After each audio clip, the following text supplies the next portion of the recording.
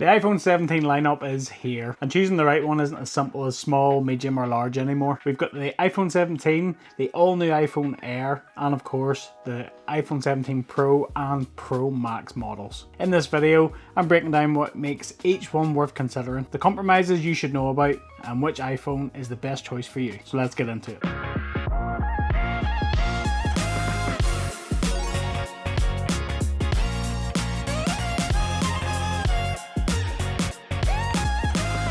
What's up guys, welcome back to Michael's Tech Talk. So let's start with iPhone 17. This is the one I think most people should buy. For the first time, Apple is bringing 120Hz ProMotion displays to the base iPhone. And let me tell you, scrolling, animations, everything just feels buttery smooth. This will be a massive upgrade for anyone coming from a non-Pro iPhone. So if you have a 12, 13, 14, even a 15, this is going to be a big update for you. The camera system is also impressive. You're getting a 48 megapixel main sensor across the board. You're getting an ultra-wide sensor as well, plus you're getting that brand new selfie camera. So that new squared off sensor will allow you to take wide landscape selfies without turning your phone sideways. Honestly, that's a game changer for group shots. How many times have you been taking a selfie and you're like, right, hold on, I'll try and hit the button. It's a pain.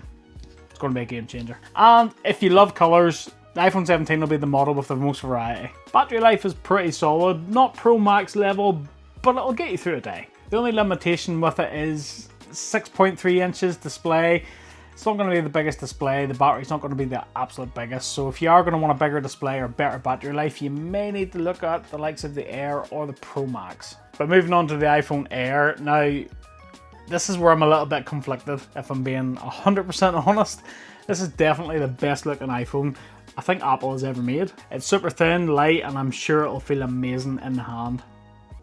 YouTube cliche. But with that design, I'm pretty sure there's going to be pretty big trade-offs. The first one is going to be battery life. Apple says it's about the same as a 16 Pro, but with how thin this phone is, I'm curious to see how that is going to hold up, because I'm dubious. I just can't see it, to be honest. The second thing to consider is there's only going to be a single speaker. There's only going to be the speaker at the top of the display. There's no speakers at the bottom, so there's no stereo audio from the phone speakers themselves.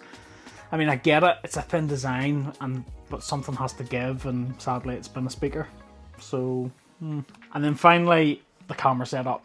You are going to get the same 48 megapixel main sensor that all the iPhone 17 range is going to get, but that's it. You don't get a telephoto lens, you don't get an ultra wide lens. So if you rely on those lenses, this might not be the phone for you. But if you want the thinnest, most stylish iPhone and don't mind those sacrifices, this could be the one for you. And then onto the big daddy, the Pro and the Pro Max. These are the power user phones, right? These are the phones that all the content creators have, and all the big camera buffs and video buffs, that's what they all use. I've ordered the orange Pro Max because it's loud, it's just a bit of me, and yeah, I'm all about that. So I got the 16 Pro Max in natural titanium, which was a bit muted, so I'm going to go loud again, bright orange. So these phones are now using aluminium instead of titanium, which is a big call from Apple, but with the way aluminium dissipates heat, I understand it.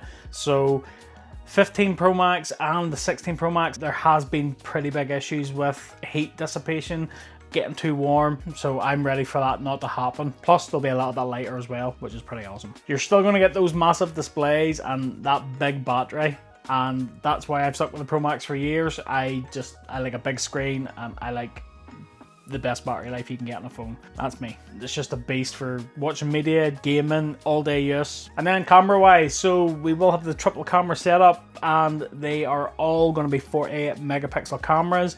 So your main sensor, your telephoto, and your ultra wide.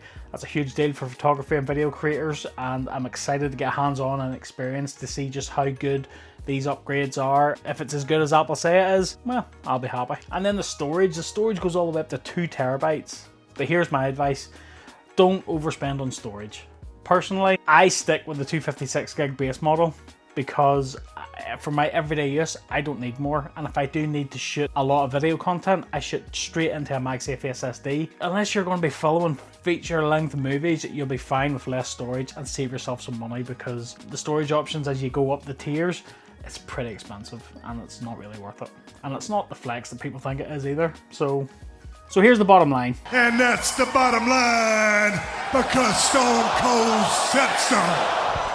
The iPhone 17 is the best value and the one I'd recommend to most people. If you're looking at an iPhone just to be a phone and just to do the everyday things and take a good photograph, that's the one. The iPhone Air, it's the supermodel of the lineup. Absolutely gorgeous, but it's got some compromises. And the Pro and the Pro Max, those are for the creators, the power users, and the people that just want it all. So which one are you leaning towards? Let me know your pick in the comments down below, and make sure you're subscribed. I will be doing hands-on reviews with the 17 Air and the 17 Pro Max, so stay tuned for that coming on the channel, and I will be doing a lot of cases and accessories for these as well, so stay tuned for that. So if you haven't already, smash that like button for me, and don't forget to click that subscribe and ring that little bell to be notified of new videos just like this one. It helps me to make more videos like this for you. Thanks for watching, and I'll catch you in the next one.